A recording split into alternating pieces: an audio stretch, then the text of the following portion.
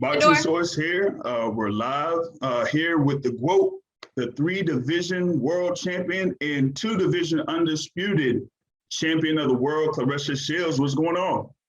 Hey, I'm fine. How are you? Oh, I'm doing well. Just here to talk about your recent deal that you signed here with Boxer and Sky Sports, multi-fight 7-figure deal that you just acquired with them. So go on that a little bit. What'd you ask? Just going detail about your 7-figure deal that you just signed with Sky Sports. Oh yeah, well, it's 7 figures and right now it's 2 fights. 2 fights right now. I fight December 11th, and after that, me and Savannah Marshall are on a collision course to clash, and I should be meeting her after. Gotcha. Like your first fight is coming up there on December 11th against Ema Kozin. And then after that, you have your fight with Savannah Marshall. So I know that you're looking forward to, going over there in the UK for this first fight on December 11th, and then the big super fight with Savannah Marshall. Of course.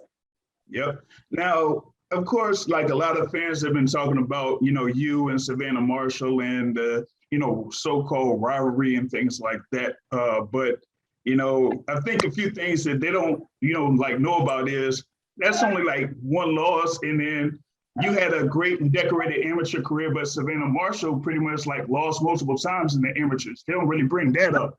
So it's almost like you've been looking forward, to this particular matchup in the pros, just so you can show that you are T-Rex and you are the better fighter.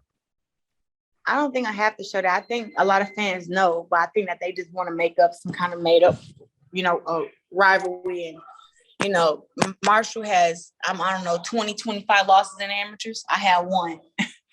And that's including fighting in 3 different world championships. Wait, was it 4? 4 different world championships with only 1 loss, fighting the Pan Ams, fighting the Continentals, fighting the USA Nationals multiple times, and to only leave the amateurs with 1 loss. Pretty hard to do that, but I've done it all over the world, not just in the US. So when I hear them compare me and Marshall, I don't know. I find it kind of funny sometimes. Gotcha. Now, I was talking with your promoter there, Dimitri Salita of Salita Promotions, and he kind of like went into, how much you have been like the flag bearer for women's boxing, pretty much being the first to, have the multiple championships and to be undisputed in 2 weight classes and kind of like set the standard for the rest of women's boxing. Like, how do you feel about that? Like being that standard bearer? I mean, that's why I'm the greatest woman of all time, and not only do I do that, but I really fight against whoever the best fighter is in the weight class, and I go and fight them. They're undefeated. They have world titles. No matter where we fight at, I fight them, and I beat them. And I've been able to, accomplish all these different things. And also taking no shortcuts, I think that I'm definitely the trailblazer for women's boxing. Even though, some may not feel that way, but they wouldn't be getting the opportunities that they're getting without me doing what I'm doing. Yeah, and with that, you had a clear example earlier this year when you fought Marie-Eve DeCare on pay-per-view. It was an all-women's pay-per-view, and you were the main event there. So how was it like, kind of like being the person to like stand out there, having that main event, and going there, handle business, and win? Man, it was great. The women who fought in the car were so just inspired. And they were saying that we can set our own way, we can do our own thing. And I think that was super, super important, to have. And so they can also see that we do have a fan base, because we did have a lot of people that bought pay-per-view and a lot of people that watched the fight after. People don't want to pay for the stuff, they want to watch it after. So, it just shows that women's boxing do have fans. And it was in my hometown of Flint, Michigan. And after, even though Flint, Michigan knows me and I'm the best boxer in the world, they were really impressed with Marlene Esparza, with Jamie Mitchell, who's now world champion. She's beat Shannon Courtney over there in the UK. And they were super impressed, even with Danielle Perkins, who's our super heavyweight here in the US. They were, super impressed that the women put on exciting fights, and they wanted to see more of them. And that's really what I wanted to showcase. Yeah, I mean, like I said, I mean, it was, over here in the US Fight TV. I mean, I got that pay-per-view, was able to enjoy, all of those fights there. But going back into, you going into the UK here against Ema Kozin on December 11th, another thing that, Demetrius Salita said was that you're going over into the UK pretty much in quote unquote enemy territory to pretty much like say, hey, I'm coming into your backyard and saying, look, I'm here to find you and to fight you, and I'm going to beat you. So, like, go into that a little bit more. I just think that I don't think people have realized yet that I have the biggest heart in boxing. Like, to be able to fight for the undisputed championship with only 8 fights under my belt against an opponent that was 21-0 with 10 knockouts and Christina Hammer, it's like, is there a male boxer that will do that, who's actually capable of doing that, who team would allow him to do that, believe in him to do that? No, but the GWOAT can do it. Now I'm going to go over here and invade the UK, not because I wanted to, but because Marshall has done just too much of this for me. She has fought against 5-day replacements and, 5-minute replacements for her fights. And she's been able to knock out all these girls with, losing records, the girls who get last-minute replacements, and she's knocking them out. And they're saying that she's a knockout artist all of a sudden. It was like, what? A girl won't even take a fight with me in a 6 weeks notice. She's going to take a fight with you in 5 days. That just shows the level of, it shows the caliber of fighters that we are. Now, what I will say is I'm going to UK to fight against Ema Kozin to show them who the real champion is at 160, because I have majority of the belts. I never lost any of my belts. Right. I would still be undisputed champion at 160 if I didn't fight for the undisputed championship at 154. So I had to vacate the WBO belt in order to fight for those championships. That's the only reason why Savannah Marshall is champion, because I vacated that belt. Other than that, she wouldn't be champion, because to be champion, you got to beat the champion. And she ain't beat me to win my belt. So she's a fake champion to me. Paper champion, if you ask me. She didn't beat the champ. But I'm looking forward to fighting December 11th. I'm looking forward to actually fighting against Savannah Marshall again. And just taking her out, because I'm not, 17 years old. I'm not in the amateurs. We are in the pros now. And I've been undefeated since I was the age of 17, and I'm 26. 9 years undefeated in boxing. Haven't even lost more than 2 rounds in a fight. So I'm looking forward to dominating my next fight and then dominating again against Marshall. And just continuing to grow in boxing. And they're going to keep building these girls up. And, and saying that she's a knockout artist and saying that these girls are this or that. And they're going to put these girls in front of me, and I'm going to smash them every time.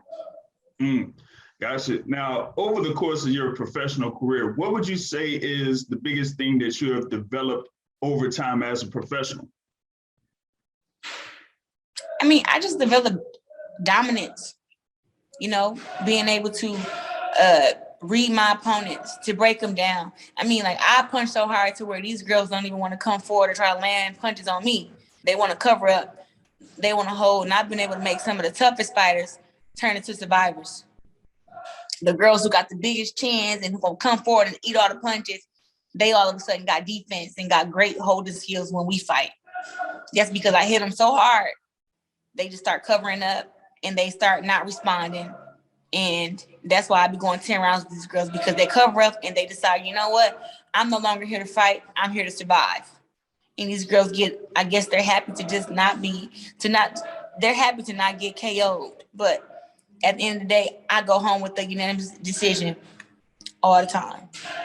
Yeah, we pretty much saw that in your last fight against Marie-Eve Dicaire. After about the first couple of rounds, you seen that she wasn't very aggressive at all, and that she just wanted to get through those rounds basically so that the fight wouldn't get stopped and everything like that. But like you said, you were going up in this fight against Ema Kozin, and she's there with 21 wins, 0 losses, and 1 draw. But there as the top contender for the WBC belt, but looks like she really hadn't had that level of competition gaining the wins that she did. And that, here it's almost like a whole different level that she's stepping in. If her team feels she's ready, then I guess she's ready. She's worked her way up the ranks, so I'll be seeing her December 11th. You know, she fought against Chris Namos, who I think is a good fighter.